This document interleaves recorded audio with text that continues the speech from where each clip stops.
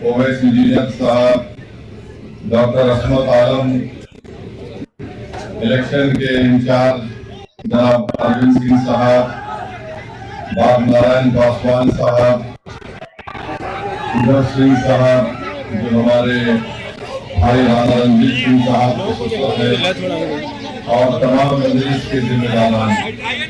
मैं सबसे पहले आप तमाम का शुक्रिया अदा करता हूँ कि आपने अपना कीमती वक्त निकालकर आज आप राणा रणजीत सिंह की इलेक्शन मीटिंग में आप आए और इतनी बड़ी तादाद में आप लोगों का यहाँ पर जमा होना यकीनन इस बात का पैगाम देता है इंशाअल्लाह ताला ढाका की विधानसभा से यहाँ से मजलिस का परचम लहराएगा और यहाँ पर हम एक तारीख रकम करेंगे राणा रणजीत को आप अपना विधायक बनाकर इंशाअल्लाह ताला। ये सरजमीन हमेशा इंकलाब को बर्पा करती है, चाहे जंग आजादी की लड़ाई हो या बिहार के विधानसभा के चुनाव चुना हो। मैं सबसे पहले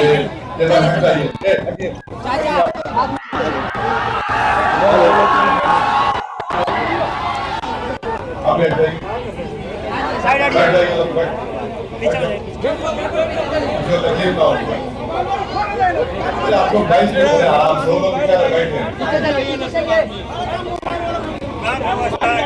मैं आपसे कह रहा था कि अभी हमने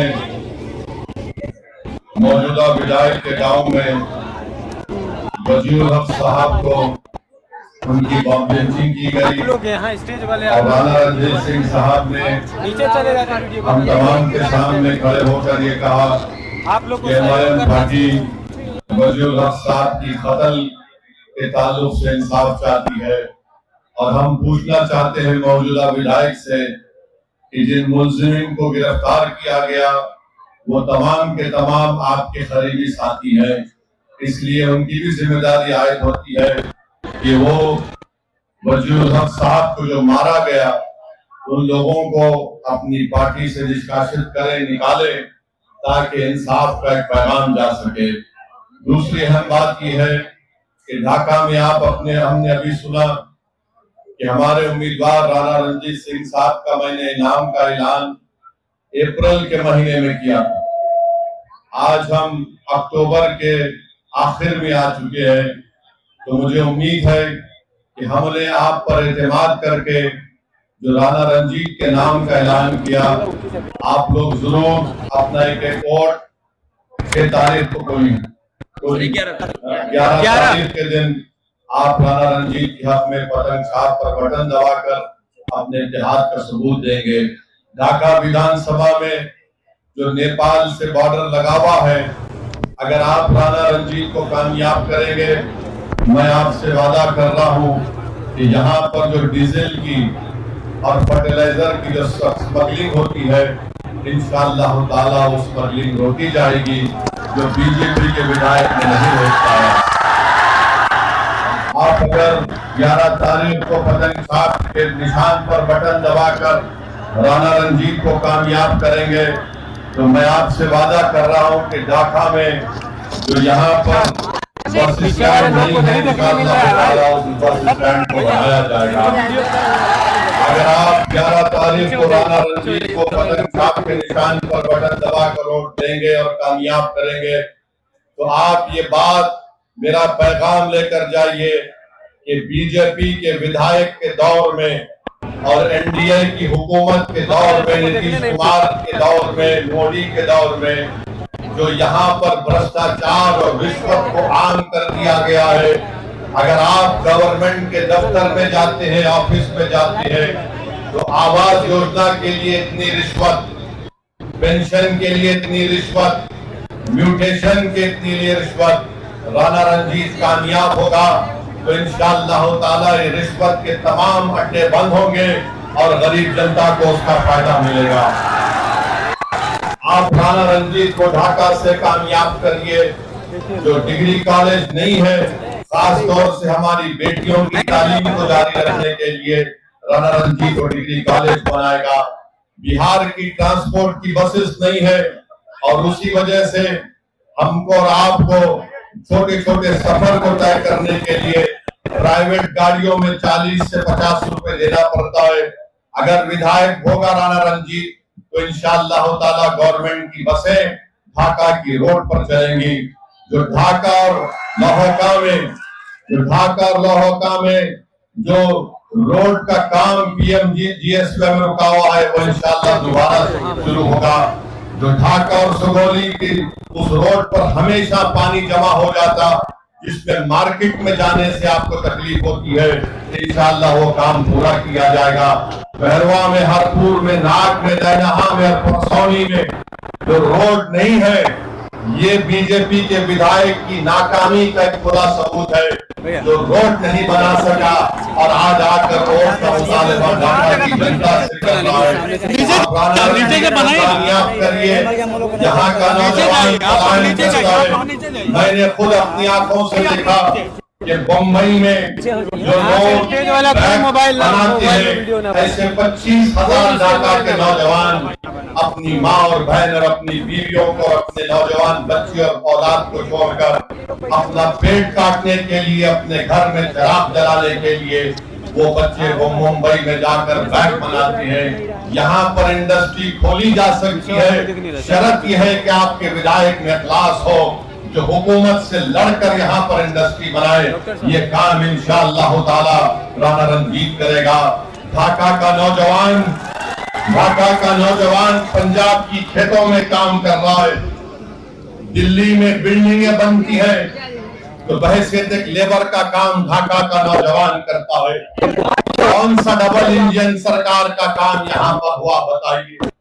ढाका में मनरेगा का काम साल में 25 दिन अगर किसी गरीब को मिल गया तो बहुत बड़ा कारनामा हो गया। और आप जानते हैं मेरे भाई, केशरिया में ढाका ईस्ट की पंचायत में जो अस्पताल है, वहां पर एक्सरे की मशीन नहीं है, वहां पर खून का टेस्ट नहीं होता है। और 8वीं जमात के बाद, 8 क्लास के बाद ढाका में हमारी बेटियों को पढ़ने के मौके नहीं मिलते हैं। बताओ जायसवाल, तुमने कौन सा काम किया? तुम्हारी डबल इंजन की सरकार थी। डबल इंजन कहाँ का डबल इंजन? इंजन है का खाली एक नाम बोलते हैं और काम तो कुछ नहीं हुआ। आप जाकर देख लीजिए, स्कूल है, बाउंड्री वॉल नहीं है। मॉडल स्कूल जो बन रहा है 2022 से बन रहा है, अब तक मुकम्मल नहीं हुआ।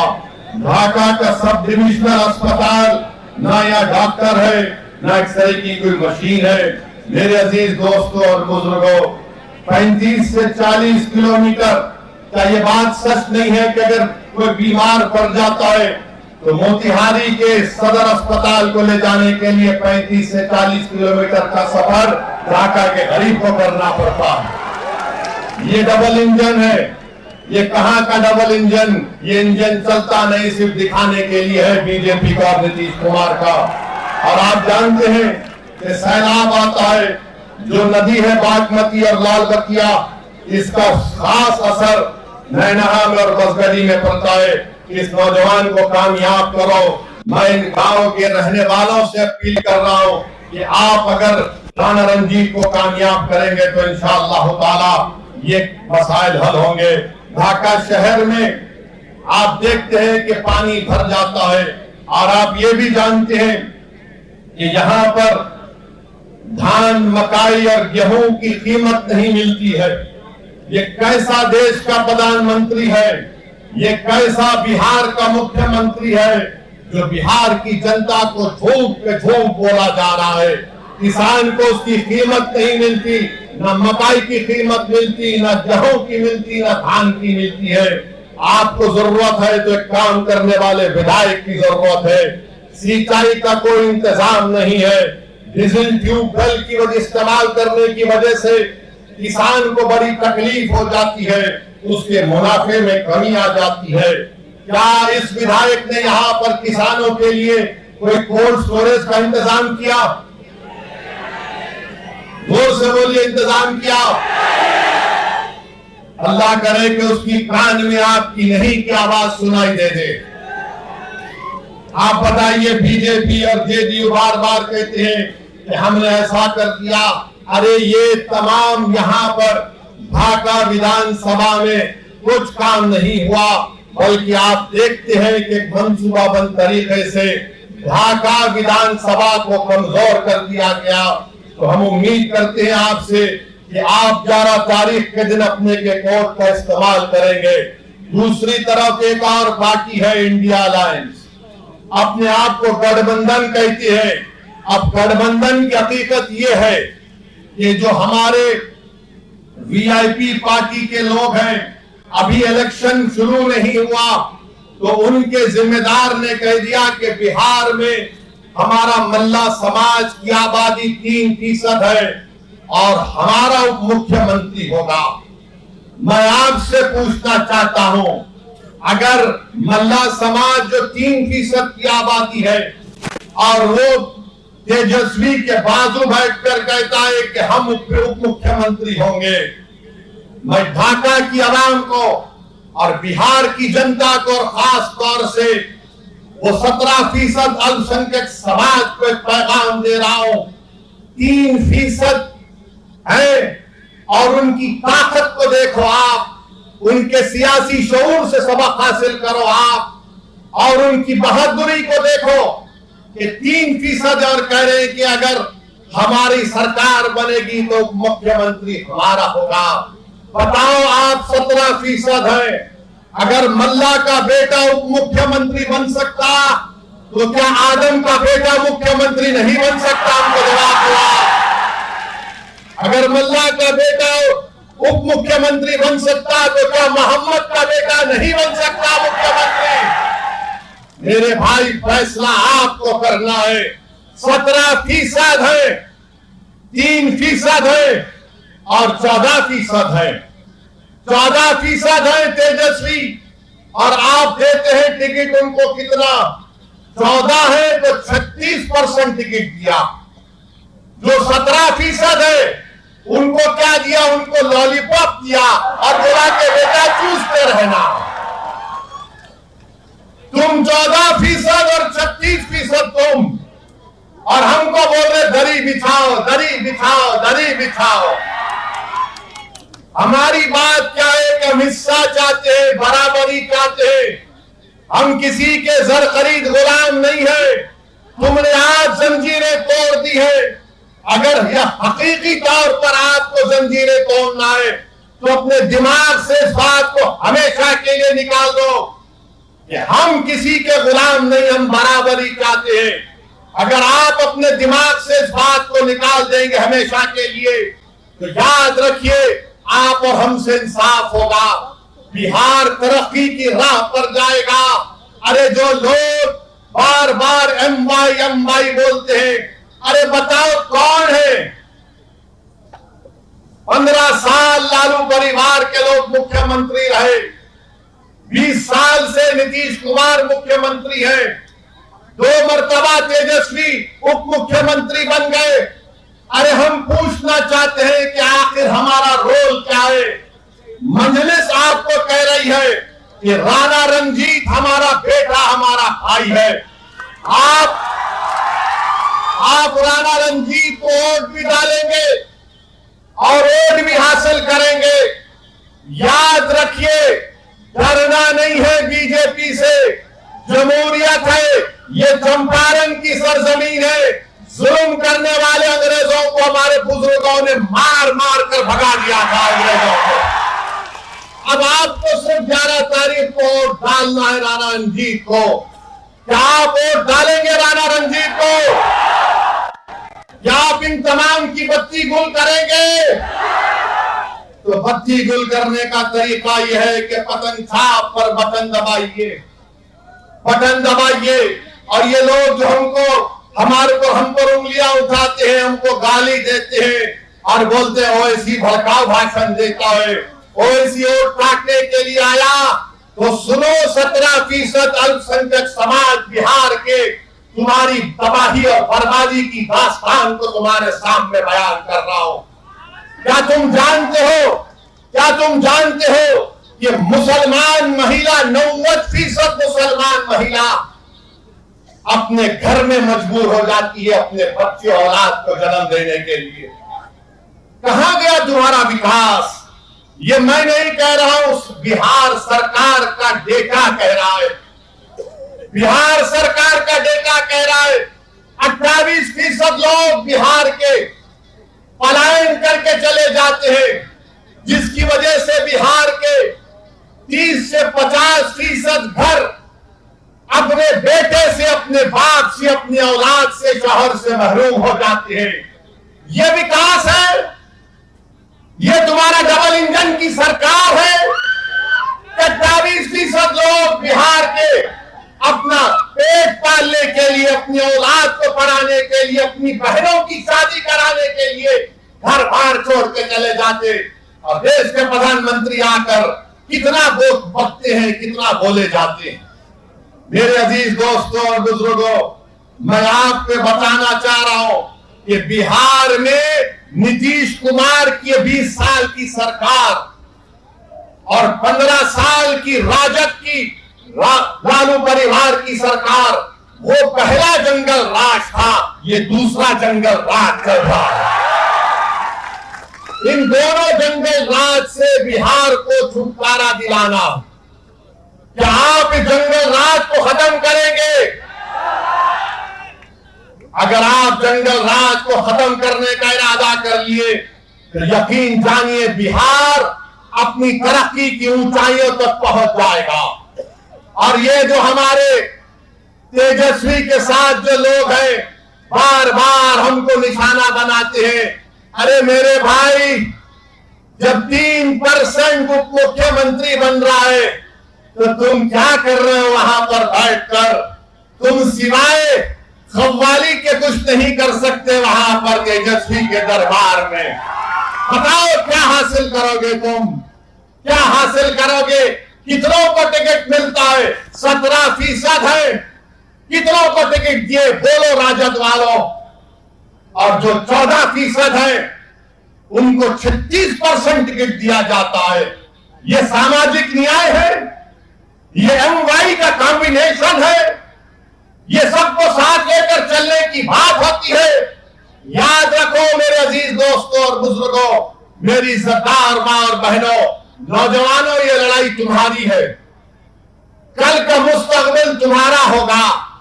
अगर आज आप अच्छा फैसला करेंगे तो इंशाअल्लाह ताला मुझे उम्मीद है कि आपकी एक लीडरशिप पैदा होगी, और राणा रंजीत जब कामयाब होगा यहां से इंशाअल्लाह, तो पूरे भारत में एक इनकलाब आ जाएगा। पूरे भारत में एक इनकलाब आ जाएगा। ये कौन है राणा रंजीत, जिसको ढाका की जनता ने अपना विधायक बना दिया? अगर सेकुलरिज्म को कामयाब करना है, अगर सबको मिलकर एक साथ, जो लोग बार बार पुकारते कि मिलके रहो, मिलके रहो, आज मैं आपसे अपील कर रहा हूं कि आज हमको अपने इस बेटे को और भाई को कामयाब करने के लिए अपने वोट का सही इस्तेमाल करना पड़ेगा। आप करेंगे ना इंशाअल्लाह? हाँ, एक बात याद रखिए, जब महात्मा गांधी यहां पर आए थे और नमक का एहतजाज शुरू हुआ था, उस नमक के साल्ट एजिटेशन में हमारे बुजुर्गों ने हिस्सा लिया था। सब ने कहा कि हम नमक नहीं बनाएंगे, गांधी ने पैगाम दिया था। मगर आज जो गांधी के साथ नहीं थे, आज बिहार में खड़े होकर कह रहे हैं कि नमक हराम है। हम, अरे तुम तो गांधी के साथ नहीं थे, तुम अंग्रेजों की नमक हलाली कर रहे थे और हम वतन से मोहब्बत के मजारे कर रहे थे। आप ये बोलते हैं। और दूसरा ये है कि अमित शाह बार बार बोलते हैं नहीं नहीं घुसपैठी को निकालेंगे। अरे घुसपैठी कहां है? 65 लाख नाम इलेक्शन कमीशन ने निकलवा दिए, फिर और 3.5 लाख नाम निकाल दिए। कितने घुसपैठी निकले? दो।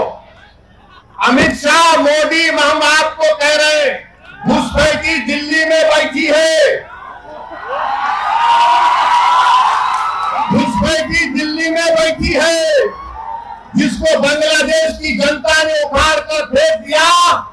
ने कहा आ मेरी बहन, उस घुसपैठी को निकालो मोदी जी। बिहार में कोई घुसपैठी नहीं है, अगर है तो फिर अमित शाह क्या कर रहे हैं? गृह मंत्री आप हैं, बीएसएफ आपके पास है, सीमा की पुलिस फोर्स आपके पास है, इंटेलिजेंस आपके पास है। बिहार में 20 साल से नीतीश कुमार की सरकार है। अरे बाबा, इसके बावजूद भी तुम चूहे को नहीं पकड़ सके तो शेर से क्यों पूछ रहे हो? हमको पूछ रहे हैं। हम चूहों का शिकार नहीं करते। सुन लो अमित शाह, घुसपैठी आ गया, घुसपैठी आ गया। अरे तुम गृह मंत्री हो, मैं थोड़ी हूं, राणा रणजीत थोड़ी है। नीतीश बाबू आपके मुख्यमंत्री है 20 साल से, उनको पूछ लेते, मगर नहीं। दिख गया ढाका से राणा रणजीत बढ़ रहा है, घुसपैठी घुसपैठी। बहरहाल मेरे अजीज दोस्तों और बुजुर्गों, हम आपसे अपील कर रहे हैं कि अपने इत्तेहाद को मजबूत रखिए। ढाका को विकास कराना है, ढाका के किसानों से इंसाफ कराना है। तबाह और बर्बाद हुई फसल लाकर किसानों ने हमको दिया, अल्लाह ही जानता है उनके दिल पर क्या गुजर रही होगी कि आज उन्होंने अपनी फसल जो बर्बाद हो गई उसको लाकर दिया।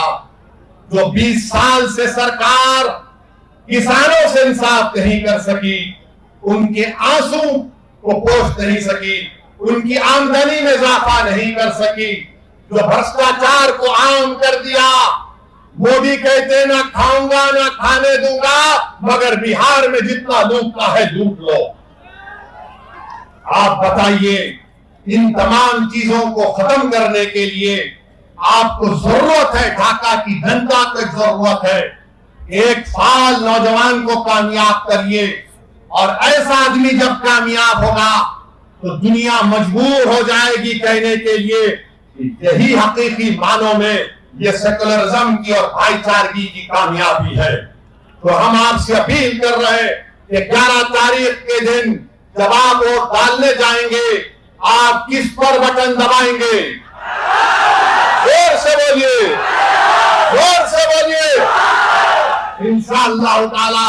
और जो यहाँ नहीं आए उन तक हमारा पैगाम पहुंचाइए। मैं शुक्रगुजार हूँ कि इतनी बड़ी तादाद में हमारी इज्जतदार माँ और बहन भी आए। अल्लाह आप तमाम को सलामत रखे। मुझे मुंगेर जाना है, इसलिए आपसे इजाजत चाहता हूँ। अस्सलाम वालेकुम व रहमतुल्लाहि व बरकातहू। पतंग साहब, पतंग साहब।